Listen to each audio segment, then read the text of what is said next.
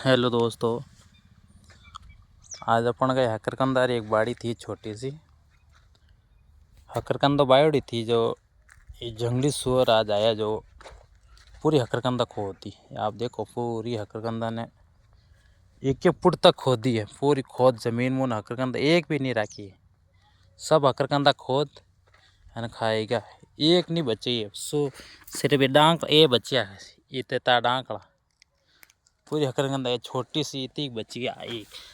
इन राग दी भूल में एक रहेगी, पर एक भी हकरकंद नहीं रखी, पूरी खोद दी है।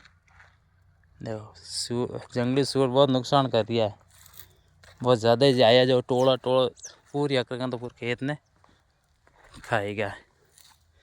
और 2-3 महीना रियोड़ थी बड़ी, 2-3 महीना तक न बढ़िया पानी पायो और पूरी हकरकंद खोदन खाएगा। राम राम सा।